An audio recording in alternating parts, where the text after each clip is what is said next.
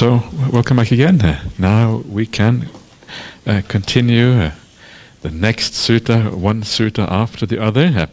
And the next one is called the shorter sutta on the simile of the elephant's footprint. And this particular sutta is quite famous in many ways because this was one of the suttas that was taught by Venerable Mahinda. Mahinda, who was the son of Ashoka, he is the one who went to Sri Lanka, right, and converted Sri Lanka to Buddhism. And this is one of the suttas that he taught when he went to Sri Lanka, and he was very successful. So this is one of the reasons why this sutta is so famous.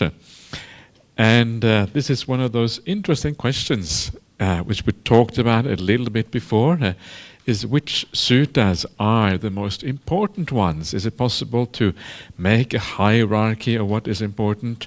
And of course, one of the things that we saw in the Mahaparinibbana Sutta is that the things that the Buddha himself emphasized was the 37 Bodhipakya Dhammas, right? The 37 aids to awakening, the Noble Eightfold Path, the 7 factors of awakening, and all of that. So what about apart from that, how can we kind of make a distinction between those teachings that are important and not important? And one way of doing that is to look at those teachings that the Buddha repeats again and again, right? The things that you see in all the different Nikayas, you see it in slightly different frameworks given to different types of people. And of course, those teachings that you see that are core in that sense, they are going to be very important, whereas teachings that are one-off here and there are obviously much less important because the Buddha didn't emphasize those teachings in the same way. And this particular sutta, which is now called, which is really often known as the gradual training, you start off at the very beginning of the training, going all the way to the end, showing all the steps in between. This is one of those suttas, again, as you see pretty much everywhere. There is about 12 versions of the sutta in the Digha Nikaya. There's another 10 versions of it in the Majjhima Nikaya. You find a version in the Anguttara Nikaya, so it's everywhere.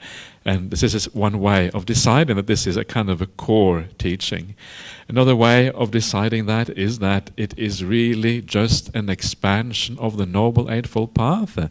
This is so it's kind of pulling that out and showing that in detail how the Noble Eightfold Path actually works. And this is another reason why it is core, because it is really part of these 37 Bodhipakya Dhammas that we looked at in the Mahaparinibbana Sutta. So this is one of the reasons why I find this teaching very inspiring because it shows the whole path, it shows it in great detail and all of these things. You will find yourself somewhere on this path, so it's really something that is relevant to everybody. And it is usually the kind of the sutta that I use as a foundation for almost all these retreats that I teach.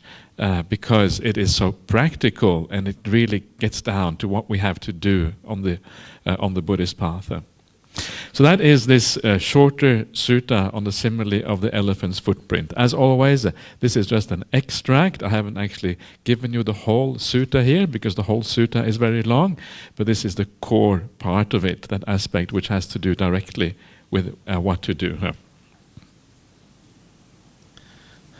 Who is the donor for this one?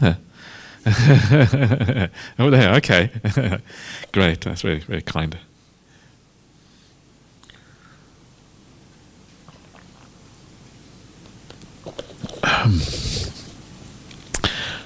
Okay.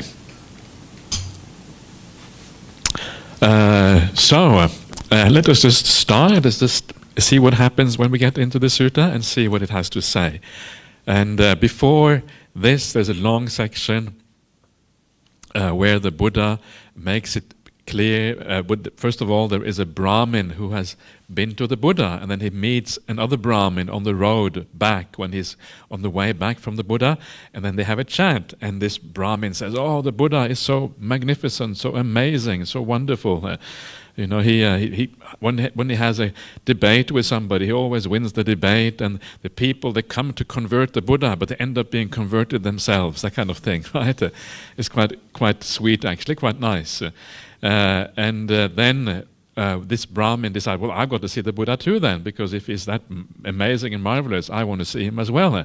So he goes to the Buddha, and the Buddha says, that's not the reason why the Buddha is marvelous. I will teach you another teaching. And this is the simile of the elephant's footprint.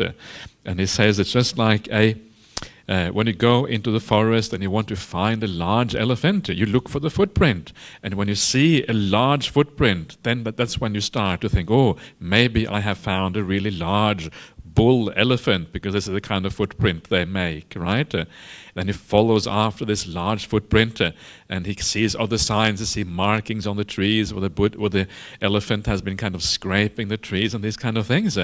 But still, even though he sees all those things which look like it is a large bull elephant, he does not come to the conclusion until he goes all the way and actually sees that elephant with his own eyes. Only then does he come to the final conclusion. This is indeed a large bull elephant. And this sutta is similar to that. It talks about all these things that we do on the path, but we don't come to the conclusion that it is a large bull elephant until you actually see the Dhamma for yourself. But some of the things that are the footprints of the Buddha, right? The footprints of the elephant they really start when you come to the jhana stage, the jhana and the insight stages, when you recall the past lives, these kind of things. That's when you see the footstep of the Buddha. The Buddha has been here, right? That's when you start to feel, oh, this is getting very exciting, very, very close to the Buddha. This is what this sutta is about. So this is the simile of the elephant's footprint, how we follow after the Buddha, and eventually we see the Buddha with our own eyes. So now the Buddha explains this way to see the Buddha, how we actually do that, how we follow after the Buddha in this way. So he says here, so too, Brahmin, here a tatagata appears in the world, accomplished, fully awakened, perfect in insight or true knowledge and conduct, sublime, knower of the worlds, incomparable leader of persons to be tamed, teachers of gods and humans, awakened, blessed. Yeah, so that is the very beginning of this gradual training. This is how the gradual training actually starts. So what is interesting here is that the gradual training starts when the Tathagata appears in the world, right? This is actually how it begins. It doesn't begin with what you do or how you practice or anything like that. It begins with the idea of a Tathagata arising in the world. Tathagata, of course, being the Buddha, somebody who has insight into things. Without that Buddha, without somebody actually seeing these things, there is no gradual training. There is no Noble Eightfold Path. There is no Four Noble Truths. Somebody actually has to penetrate and see these things before it actually happens. And of course that's very interesting. It means that when there is no Buddha around, then there is no practice really. There is no practice that leads you to this goal, because you have to have those teachings to actually be able to get anywhere. And this is a very important point, I think. Very often in Theravada Buddhism and other kinds of Buddhism as well, we talk about the Bodhisattva path and these kind of things. But from an early Buddhist point of view, actually there isn't really any path until the Buddha arises in the world. Prior to that, there is just darkness. You don't know where you go.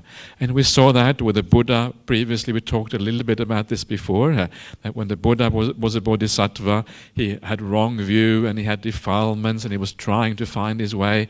And when he met the Buddha in a past life, he dismissed him as some kind of shaveling ascetic, right? Didn't want to have anything to do with him.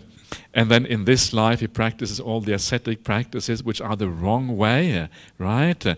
So there is no indication there that the Buddha is following a path. There is no, this idea of a bodhisattva path actually is completely missing in the early suttas.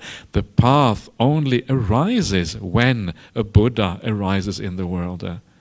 Yeah, so this is actually, I think, a very important point from the early Buddhist texts. It's something that people often don't see, perhaps, in these texts. So what does it mean that the Buddha arises in the world? It sounds a bit mysterious. A Buddha arises in the world, like they appear out of nowhere or something like that.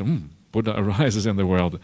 But the idea here, of course, is just that occasionally there will be a person, someone in the world who has very strong spiritual faculties, right? Because of their past actions, whatever it is, they happen to have these strong spiritual faculties. And this is not because they have developed them specifically. It is only because, more or less, by accident, they happen to.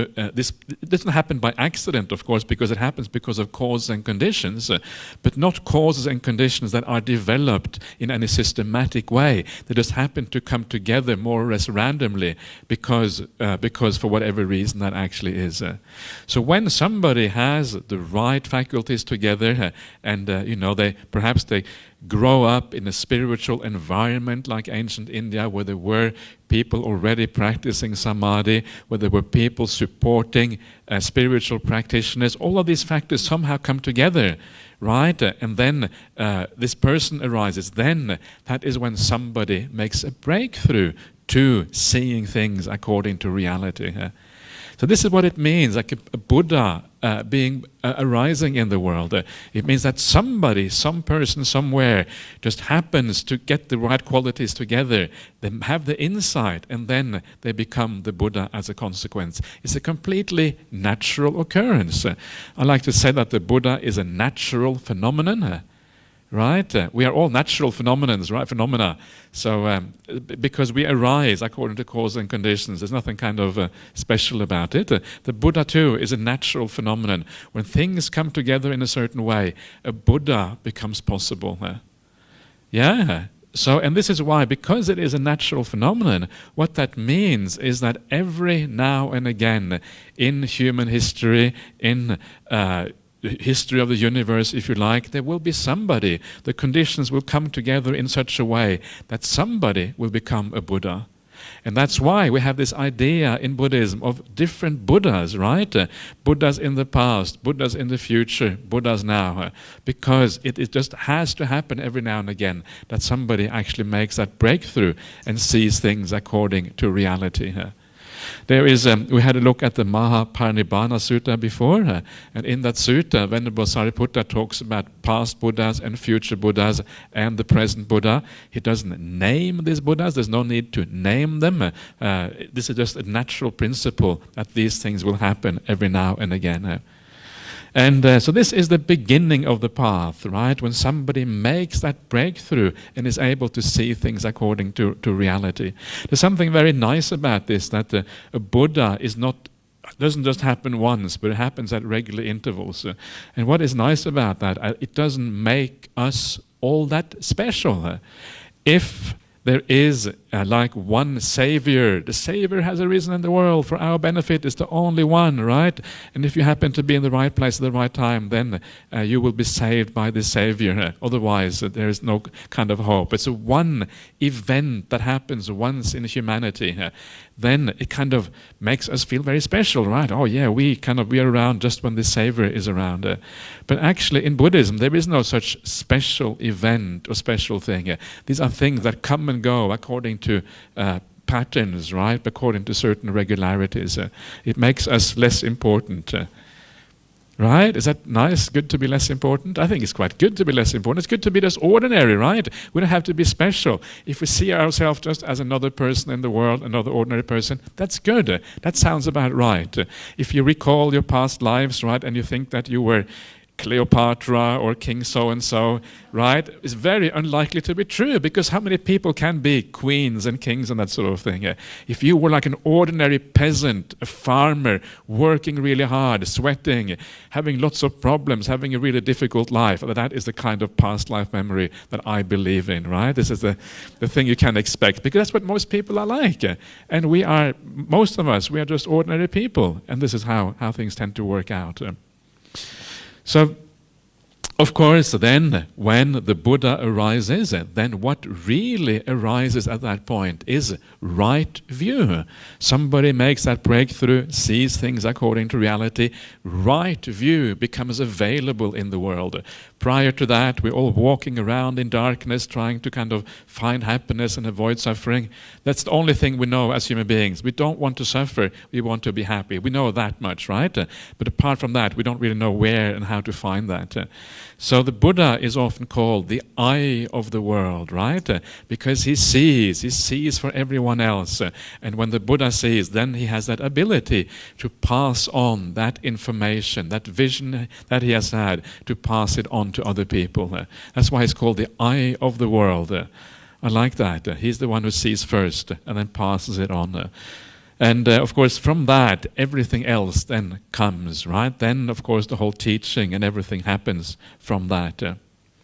So that is the idea of the tatagata, the Buddha arising in the world. The tatagata, the word is the word that the Buddha uses to describe himself, and it's a slightly mysterious term. It means something like the one who has come thus or gone thus, or the one who has arrived at truth is another possibility. So it has a kind of slightly mysterious feel. And I think that's kind of the idea behind that word, that it is, here is somebody who is special. It doesn't really matter so much exactly what the word means. It means the Buddha, essentially. So then, having looked at those few words, then we have this long description coming afterwards. And this is a description of the Buddha. And some of you probably know that this is the Itipiso Bhagava Arahang Samma Sambuddho Vijja Charana Sampanno, etc. Right? So that is the formula that we often chant when we chant the homage to the Buddha. And this, of course, is sometimes people do this chant and they don't know whether it comes from the sutta or where it comes from. But this Itipiso chant comes directly from the suttas.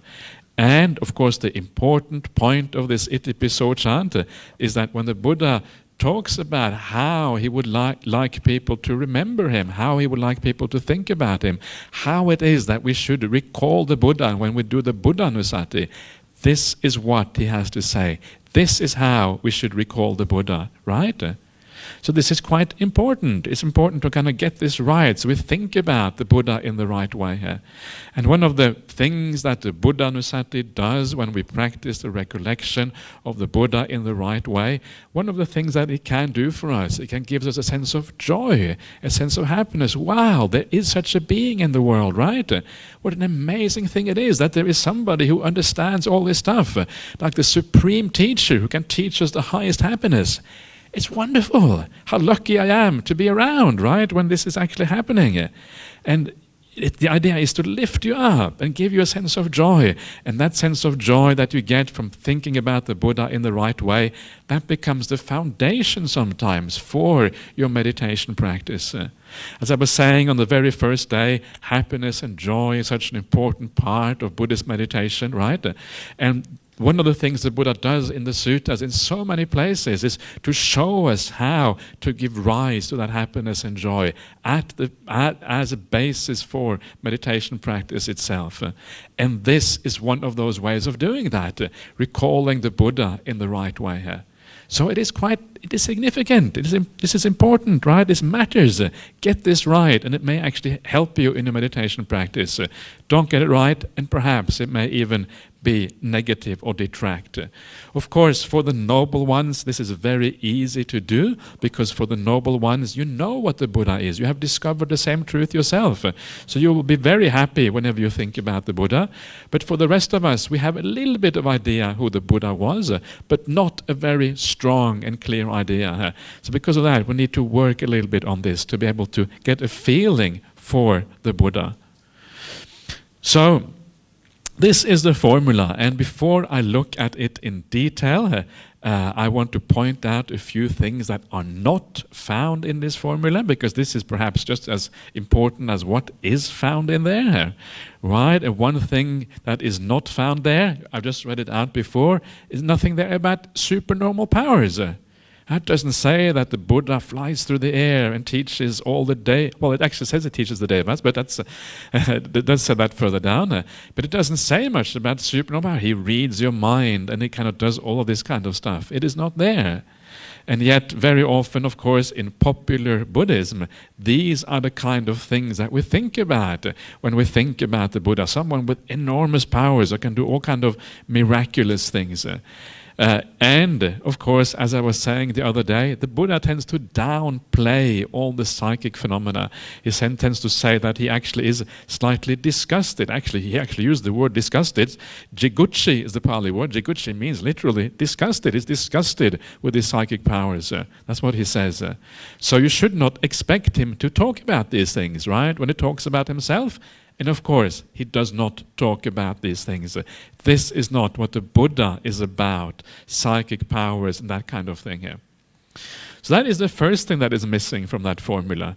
The other thing that is missing is anything about bodhisattvas, right? That he is special in any way, that he has practiced for a long period of time.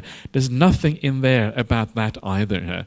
Nothing about this thing which becomes so important in later Buddhism, bodhisattva ideal, jataka stories, the past of the Buddha, and all of that is actually also missing from here. So these things are not there. And what is there instead is actually, therefore, is actually quite interesting. So this is how the Buddha wants us to reflect on him, so that we get maximum benefit out of thinking about the Buddha. So let's have a look at these things. The first one is that he is accomplished. And the Pali word for accomplished is arahant, right? Arahang Samma Sambuddha, if you know that chant. And accomplished here really just means that you are perfected, you have reached a higher stage of perfection in Buddhism. That's what the arahant is. I translate arahant these days as the perfected one, because I think that gives a good feeling for what it means to be an arahant. And of course the word arahant, it has a beautiful meaning. It means that you are worthy. Arahati is the Pali word. It means to be worthy. So it is the worthy one. What is he worthy of? And he, of course, he is worthy of a number of things, but one of the things that he is worthy of is, of course, generosity, the support of other people. Because here is just like any teacher. When you have a teacher and you have respect for the teacher, they are worthy in a certain way, worthy of your support, worthy of maybe paying them a salary, worthy of whatever. In the same way, the Buddha, being the highest kind of teacher, is worthy of our support, right? Worthy of generosity. It says elsewhere, it says worthy of generosity, of what does it say? Anjali Karaniya, of homage, of dakineya, and all of that. So basically of support, essentially. That's what it comes down to. And of course, he's also worthy of our respect, right? Anyone who is able to give you something very profound and beautiful and powerful, even an ordinary teacher, we say, is worthy of respect, because an ordinary teacher gives us something that is useful for us, that we can use in our life to make a living and all of these kind of things. But when somebody gives you the highest thing you can possibly have, the highest kind of happiness or whatever, they become the most worthy for that reason. So this is the worthy one, the arahang. Fully enlightened, samma sambuddho. So full awakening, full enlightenment. And what is the idea behind that? And of course the idea behind that is essentially they can look at full enlightenment from many different perspectives. But one of the I think important perspectives, of course, that you are fully enlightened is that you understand the world in a certain way. You have seen the world according to reality. This is what awakening really means. And of course, when you see things according to reality, you can act according to the reality. If you are blinded by the way things actually are, you don't see things the way they are, you cannot act on that information because it is biased, it is deluded. Once you see things according to reality, you can make good decisions in your life. And this is very obvious that is the case. If you think that something is right when it's not, and you act upon that, you're going to make stupid decisions. If you need to go down to the shop to buy something, and you go in the wrong direction, you're not going to get the shop, you're not going to get what you want, right? And this is the problem with life. We don't usually get what we want because we're missing the full awakening here. This is what the Buddha is, that insight into the way things are. So it enables us to pursue those things we really want, which of course is happiness, contentment, in a much deeper sense than we ordinarily are. Full awakening also means an ending of the defilements, right? Complete purity of the mind. That's also what it means. And of course it means an ending of suffering itself for the person who is fully awakened. So that, of course, is part and parcel of that as well. So these are, you can see all of this full awakening here is always about things that have a very tangible result in our life, things that are meaningful for our lives, not just kind of entertainment value like flying through the air, but things that actually are meaningful in a profound sense. And that is what full enlightenment really is. Even if you saw somebody flying through the air or walking into a mountain, you would say, wow, but then you would think, afterwards you would think, so what? Okay, I've seen this, now what? Is this really going to be all that helpful for me? And of course it isn't. It may give you a little bit of faith and confidence and support you in a little bit in a way, but it's actually the teachings that actually matter. These other things are more like a fancy kind of entertainment almost. Okay, so full awakening, full enlightenment. Then we come into the things that I think are more important, and this is perfect in true knowledge and conduct. And true knowledge here is vidya. We have just seen what avidya is before. Avidya is delusion, and this is the opposite, which I would call insight very often, true knowledge, the vidya. And in the suttas, the vidya is usually divided up into 3 specific types, and this is taken from the Brahmanical tradition. The ancient Hindu tradition also had 3 vidyas, and the Buddha uses the same framework in his teachings. Of course, he says that the vidya of the Brahmins, they're not the real vidya, they're not real insights, but these are the real insights that actually make a difference in the world. And of course, what those 3 vidyas are presumably already is insight into past lives, right? I was talking about this before, the seeing of how people are reborn according to karma, and then the destruction of the asavas, the insight into the 3 noble truths, I was going to say that, but 4 noble truths as the last one. So this is what real insight is like. And this, I think, is a very interesting point, is that the idea of seeing your past life, this is insight. This is understanding. This is the opening of the eyes to the nature of reality. This is an extraordinarily important thing. That's why it is part of these te vidyas. Yeah, because it is so important.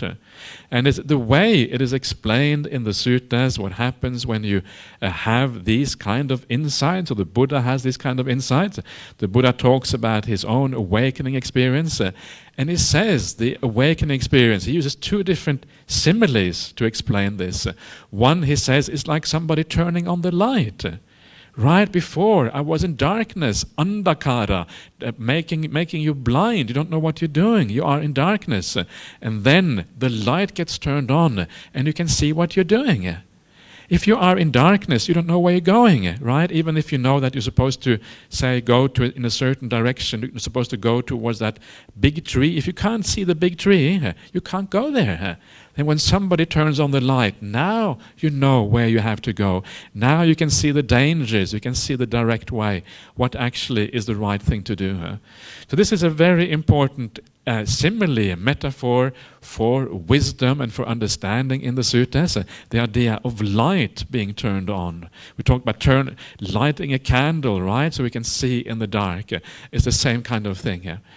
The other simile, which is very powerful here, which the Buddha uses about his own life. He says it's like a chick, a small chicken inside the egg, right? A chick inside the egg. And he says it's like breaking out of the eggshell. Right? When you see your past life, it is like you're coming out of the eggshell. And when you think about that, the idea of coming out of the eggshell, it is a massive transformation for that little chick. When you are inside the eggshell, you can't see anything. All you can see is the eggshell right in front of your eyes. The world seems so small. The world seems so confined. There's nothing much to see about it. And one day you use your little claws, you use your little beak, and you make a hole in that eggshell, and eventually you come out. Wow, this is what the world is really like, right? It is so different from what it looked like. It is so enormous. There are so many colors, there are so many shapes, there are so many people, there's so many other chicken around, running around, right? There's so much action, so many things happening in this world. This is what the world is like. And this is exactly the metaphor the Buddha uses for saying, understanding the reality of rebirth. We are trapped into this little reality here and now. We see this one little life which begins at birth and ends at death, and that is all we see. And because that's all we see, we put all our energy, all our effort, all our resources into making that life kind of really, really nice. But because we have no idea of reality, we don't invest our time and resources into this bigger picture that you see when you break out of that metaphorical eggshell. And wow, this is what it really is like. It changes your entire viewpoint, your entire outlook, your entire understanding of the world is completely changed once you understand the idea of rebirth. This is such, and this is kind of the simile that the Buddha uses for this. This is why these things are called real insights, because they change your entire outlook, the entire aim, the purpose of life. Everything changes as a consequence of these kind of things. That is the first thing about the te vidya, the real knowledge of these things. The second one is the idea that people or beings are reborn according to the karma, according to their actions. And that means that there is a system to rebirth. Rebirth is not random. It happens according to certain natural laws, and these natural laws are called karma, right? Karma and karma vipaka is what these natural laws are about. So that is the other thing, to understand these natural laws. And of course, the point about natural laws is that they are impersonal. In one life you make bad karma because you have been influenced in a bad way. The next life you make good karma because you have been influenced in a good way. So it's all impersonal. It all happens according to cause and conditions. And then you see that as you break out of the eggshell. This is how it works. This is why I'm making bad karma. This is why I'm making good karma. Now I get reborn in a good place. Now in a bad place. Now somewhere in the middle. I don't really want to keep on going like this, up and down like some kind of yo-yo, bouncing back and forth, right, between these various locations. I'm had enough of that. And you start to see how this whole thing functions and works. And you start to get a kind of feeling of repulsion. You feel repelled by this. This is just so scary. Also one of the things that you see when you, of course, break out of that eggshell and you see rebirth, one of the things that you see is you start to see how, in the past, how you have been reborn into all of these different locations. Sometimes maybe you stay in the human realm for a very, very long time. And when you see that you have been doing the same stupid things, life after life after life. Imagine, I don't know about you, but I don't know how you feel about this, but if you think about your own life, would you be happy to go through exactly the same life again? That'd be good, right? The same problems, the same growing up, having all the problems there is when you grow up, going to school, doing all of those things, right? Getting an education. After you've done that a few times, it's enough, right? Whoa, I've done this already, and maybe you remember 10 lives. Oh, 10 lives already too much. But when you've done this maybe 1,000 times, and you don't really learn anything, you kind of start from scratch every time, and you do the same silly mistakes, the same things. And then you become a Buddhist, so you have a few really nice lives because you become Buddhist. Then you forget about Buddhism because Buddha disappears, Buddhism goes down the drain, right? You become a Christian for a while and a Muslim for a while. Then you are an atheist for a while, right? After a while you think, no, enough of all this. Then you become a Buddhist again. Okay, now you are a Buddhist, right? Now is your opportunity not to get out of this, not to fall into the same problem again. And this is what you see here. when you look into the past. This is the horror of it. You understand that you're not really going anywhere, just going round and round and round and round, doing the same things. Enough, enough, please allow me to come off this wheel. Then you hear about the Buddha's teaching and you understand now the opportunity is there. This is a very important thing. Maybe I'll talk a bit more about this later on, because this is the kind of thing that some people who have recalled their past lives and have this kind of experience, that is what they see, right? They see, oh, this is actually quite bad. I really have to get off this. And this is kind of the feeling you have. So this is why insight is so important. It is so hard to gather this from our ordinary life. It's so hard to understand really what this is all about just by looking at our ordinary existence here and now. You need this bigger perspective to understand what's going on here. And then you have the final insight. The final insight is the destruction of the asavas itself, the seeing of the Four Noble Truths, the understanding that rebirth has come to an end, right? By having direct insight into those things. And that is the main understanding that you have when you become an arahant or become a Buddha. The main understanding is that insight is that now rebirth has come to an end. There's no more of this messing around, no more of all this suffering around and around and around. Now I have made an end of all of this. So these are the three real insights according to Buddhist teachings. Very interesting, right? Because it is not normally how we think about insight, but this actually, I think, comes the closest to what we call about three real insights. Why? Because they are incredibly powerful and they change your entire outlook about what life is all about. That's what we mean by insight. It really changes things upside down. That's why it's so interesting here. So the Buddha is perfect in true knowledge and conduct. And this is the other thing which is interesting here. We were talking before about the idea that when you see a teacher, a Buddha, or whoever it is, you should look at them and you should see if their conduct is appropriate, right? And this is one of the things about the Buddha which is so good about somebody being fully awakened. That experience of full awakening is not just a psychological thing that has an internal consequence, it also has external consequences. You become externally different. It has an effect on your conduct, right? So sometimes you hear about crazy wisdom. You heard about the word crazy wisdom? Now, as far as I understand the suttas, either you are crazy or you are wise. You cannot be both at the same time. If you are crazy, you're not wise. If you're wise, you're not crazy. And this is what this means here, right? Your conduct is also affected by your wisdom. You don't act like a crazy person. When you have the real insight, it changes you. If you have no defilements of the mind, if all you have inside is metta and compassion for other beings, that's going to come out in the way you speak and the way you act. It's going to be visible outside. And that is why the Buddha says that we should observe someone and to see whether they are worthy of our respect or not. So this is a very important point, that conduct and wisdom go together. Right? The Buddha says elsewhere in the suttas, as I speak, so I act, as I act, so I speak. There is integrity there in how the Buddha lives his life, and any arahant will live their life.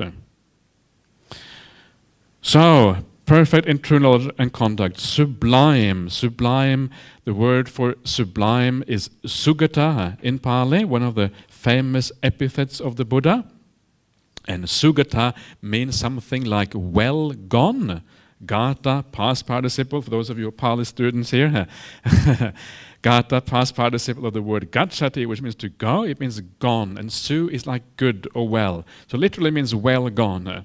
And it is closely related to some of the other words that we see in Pali. Sometimes sugati. Sugati means someone who's gone to a good destination, right? A good rebirth.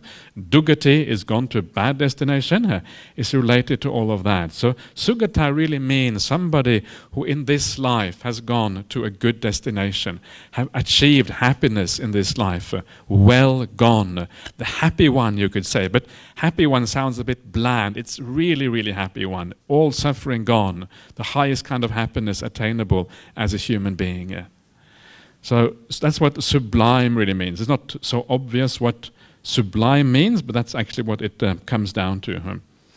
Knower of the world. It says here knower of worlds, but I would say knower of the worlds is perhaps better. Loka vidu is the Pali word, right, when you do the Itipiso chant. And this means a number of things depending on how you want to approach this idea. And of course, normally it is said to mean the fact that you know all the different planes of existence. Beings live in this plane. You have the it's called the Kama Vachara or Kama Loka, which is the world of sensuality, which has, I don't know how many planes, 11 planes, something like that. And then you have above that, you have the Rupa Avachara or Rupa Loka, which is the planes of Samadhi and Jhanas, which has a large number of planes in it. And then you have the Arupa Loka or Arupa Avachara above that again. 31 planes of existence. And you know all that and you understand the Kamma that leads to these realms and all of these kind of things. And that is kind of fair enough in a way, but I'm not always sure how useful it is to know that kind of thing. It's kind of okay, but I'm not sure if it is really kind of has an immediate effect on how we understand the Buddha. To me, the idea of Loka Vidu, the thing that really matters, is the understanding of happiness and suffering in the world.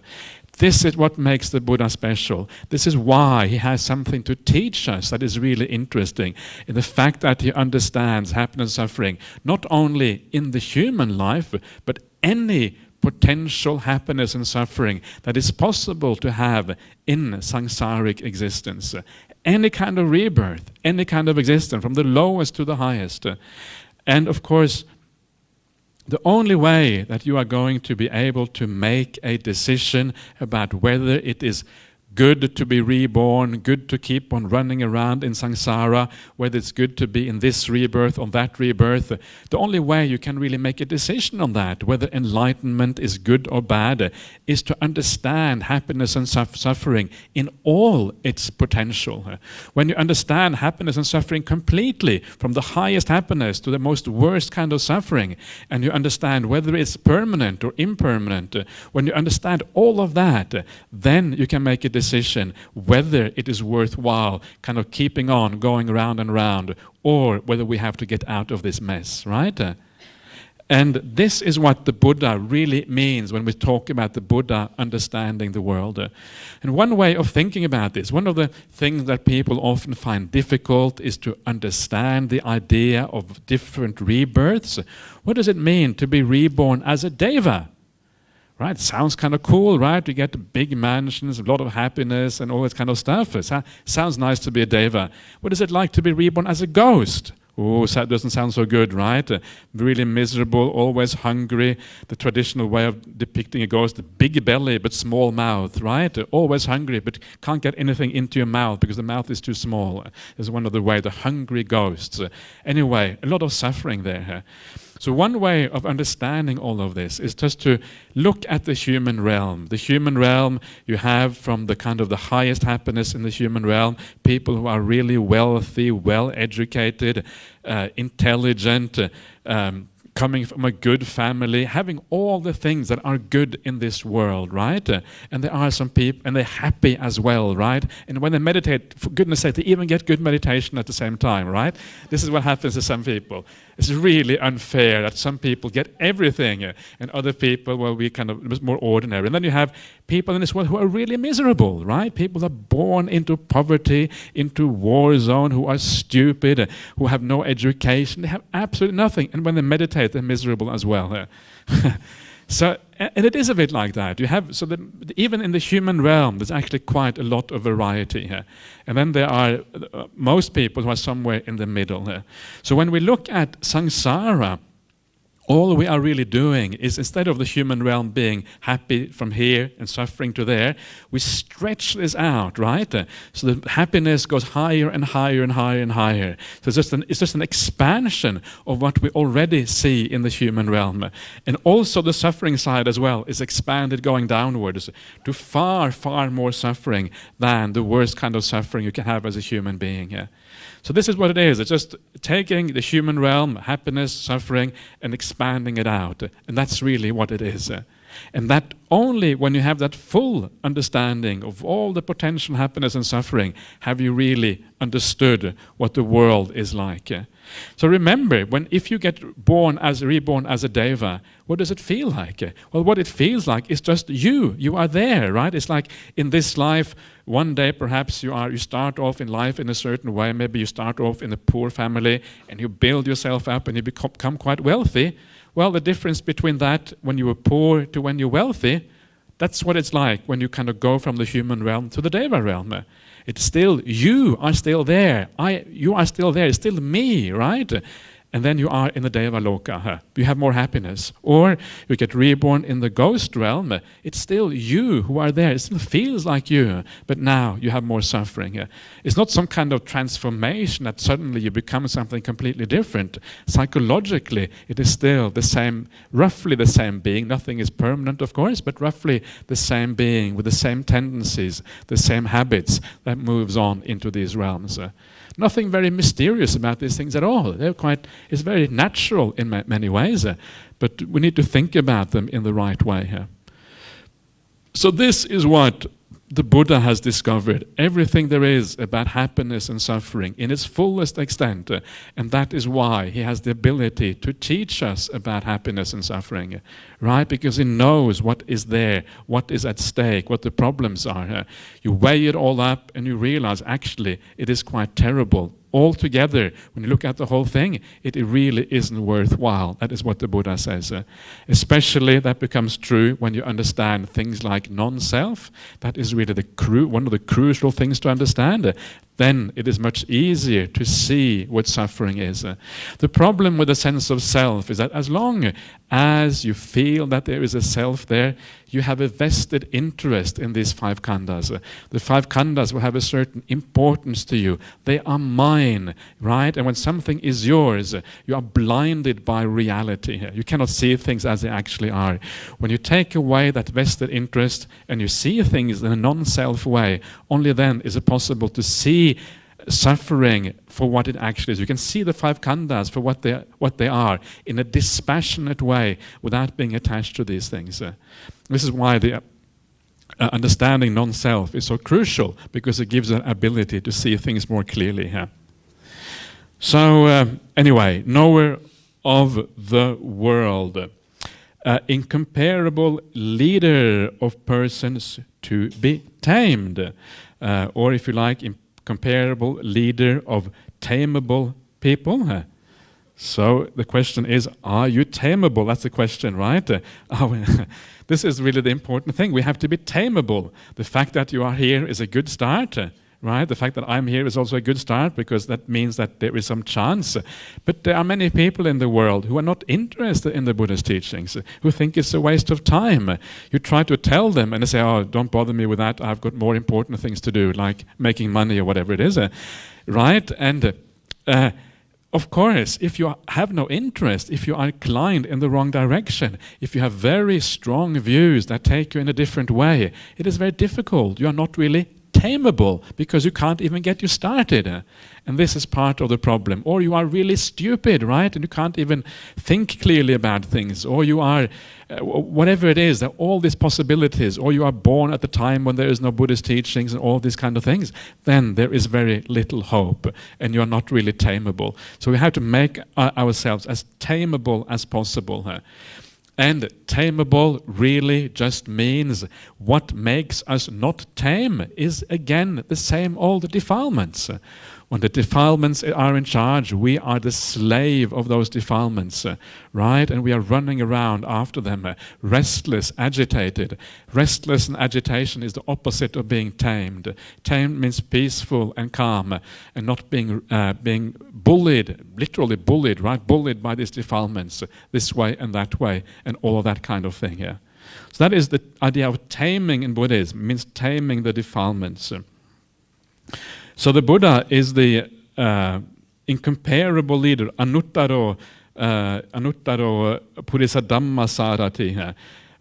So incomparable here, he's kind of the top precisely because he has understood happiness and suffering fully, he becomes incomparable as a teacher. He has the understanding, right? He has the wisdom. He knows what people actually need. He knows what every one of us actually wants. What is it that we want? We want to be happy. We want to be away from suffering. And yet the problem in life is that even though we want those things, so often we do things the wrong way. We don't understand where these things are. So we actually get suffering rather than happiness, even though what we want in life really is happiness. Right? It's one of those very deep-seated things and very kind of problematic things. And almost, it makes you have compassion for almost everyone straight away. The knowledge that everybody wants to be happy, but we don't know where it is. We can't find it. We're kind of fumbling around in the dark, going in the wrong direction, creating suffering for ourselves, when what we really want is happiness. It's kind of tragic, isn't it? How can we not have compassion for both ourselves and everyone when we see that this is actually what is going on? We are just heading off in the wrong way. And it's a beautiful way of actually giving rise to compassion for all beings in this world. When you see that we do things that we try, that we think are going to give us happiness, but actually they never actually do. It's a kind of tragedy. It's like one of those Greek tragedies. The Greeks always wrote these very tragic things, and this is a bit like that. We're all kind of part of this Greek tragedy in a way here. And so the Buddha comes. He has this understanding. He realizes that he has understood that very thing which everyone really is seeking for. Right? He understands. I have the goods. I know what the world is like. Everybody wants this. And because he knows that he has what everybody wants, then of course compassion arises in the Buddha for the world. And it is this compassion that arises in him that becomes the driving force for his teaching career when he teaches people for 45 years. And this is what is so powerful about the Buddha, the fact that he has these two things. He has the wisdom, the highest insight into happiness and suffering, what everybody in the world wants, right? That is what we mean by wisdom in Buddhism. Anyone who is wise, we consider wise in our life, is somebody who has the ability to help us with our problems and help us out and move us towards happiness. The Buddha has that more than anyone else. The second thing the Buddha has, he has the compassion, the understanding that he is able to help people if they are willing to listen. This is why we often talk about the combination of wisdom and compassion in the Buddha. And as I was saying the other day, what is so powerful about this is that when the Buddha teaches us, he has no vested interest. By vested interest, I mean there's nothing in it for him, right? He doesn't care if we kind of bow down to him or respect to him. Well, it's kind of, I guess he cares in the sense that if we don't do it, he may not even bother teaching us, but at least if we have respect and we show that we are willing to listen. But he doesn't have anything, he doesn't kind of gain anything from that. In fact, he only loses from the fact that he has to teach. For the Buddha, far better to meditate and just sit in the cave and get into the jhanas, right? And the bliss of the highest kind of meditative states that you can have. Much better for the Buddha. But because of compassion, he actually goes out to teach instead. The vast majority of teachers in the world, they teach because there is something in it for the teacher. Either they get a salary, right? Or they get somebody to kind of, maybe if you are a spiritual teacher, somebody to respect them. You get power over people, right? Maybe if you are a dodgy kind of teacher. Usually there is something in it for the teacher, and as long as there is something in it for the teacher, it's not coming from complete purity. right? It's very easy if you think that you're going to get lots of donation at the end of the retreat. Maybe you say something to please the retreatants, right? Instead of giving them the pure Dhamma, because you know that there is some benefit to be had maybe if you do things in the right way. And this is what is so beautiful about the Buddha. There is no benefit to be had for the Buddha. Everything he says comes from complete purity, purely just from compassion and nothing else. And this means that the sayings of the Buddha, whatever he teaches, it means you can trust it 100%.